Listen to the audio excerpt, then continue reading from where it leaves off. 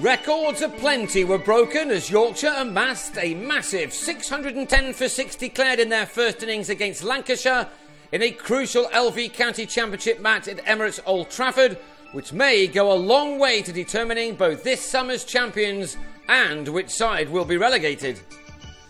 Yorkshire had bossed the second day thanks mostly to the awesome Adam Lyth, who resumed his innings on the third morning on 182 out of Yorkshire's 396 for 5, which put them 118 runs ahead of their hosts. Lyth was soon on his way again, along with Adil Rashid, who was soon past the 50, having started the day on 44, these two quickly adding yet more to a 6-wicket partnership, which had already realised 115 runs at the start of play. Rashid was in fantastic form, this shot off Simon Carrigan carrying all the way for a 6. Then Lyth swept the same bowler to the boundary before rapidly raising his bat in celebration as the 26-year-old got to a double 100 for the third time in his career and for the second time in what has been an exceptional summer for the opener, who must now be right at the front of the England selectors' minds. He'd faced 347 balls and hit 1 6 and 24s. The lead was now approaching 200 as well, and with Rashid playing as freely as this, there were plenty who started to flick through the record books. Maurice Leyland and Emmett Robinson's best ever 6-wicket partnership for the county, dating back to 1926, now under threat. For a moment it appeared that wasn't going to be beaten, but Tom Bailey's appeal for a catch behind was rejected by the umpire. Rashid was closing in on a brilliant 100 at the time, and while he waited to get there, Lyth maintained his extraordinary powers of concentration and skills as he got to the point of facing 400 deliveries in this incredible innings.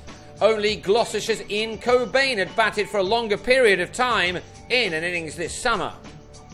Rashid then beautifully drove a ball from Bailey to the rope to bring up his 100, his second of the season, and one which had occupied 169 deliveries, that being his 14th 4 to go with his one maximum. He and Lyth were now grinding Lancashire into the dirt. That also brought up the 500 just before Rashid was dropped behind by Alex Davis. Not much was going right for Lancashire. This single then took Lyth to the best score of his career, beating the 248 not out he made against Leicestershire a couple of years ago.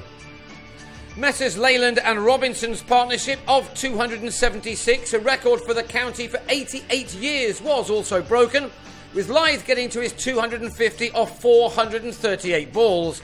He now needed only 2 more to make the highest ever individual score in a Roses clash.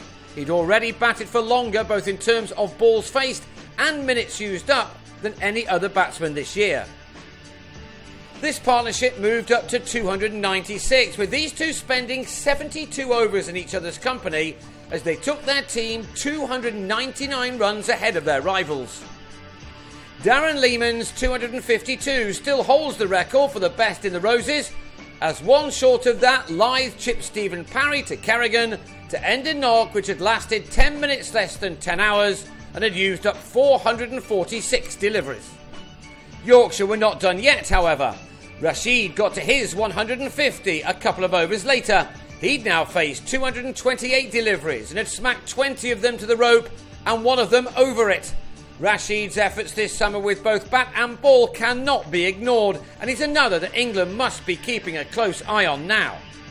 Rich Pyra then helped Rashid take the total into the 600s, and Yorkshire had added to the records of the day by making the highest ever total in a Roses match, and there's a very long history of those. With Rashid ending unbeaten on 159, Andrew Gale finally called them in after 164 overs, with the total reading 610 for 6. So Yorkshire had a mammoth lead of 332 on first innings, and only 17 of those had been knocked off when Lewis Rees lost his off stump to Ryan Sidebottom after making 4.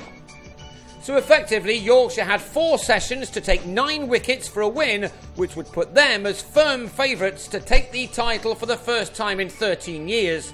With neither their closest rivals Nottinghamshire nor Warwickshire having things their way in Durham and at Lord's, this could well be the round which finally sorts out the LV County Championship winners, even if it may be a while before everything is confirmed.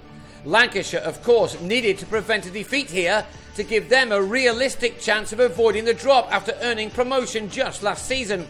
They were helped in their cause by Paul Horton and Usman Khawaja, who added 81 runs for the second wicket.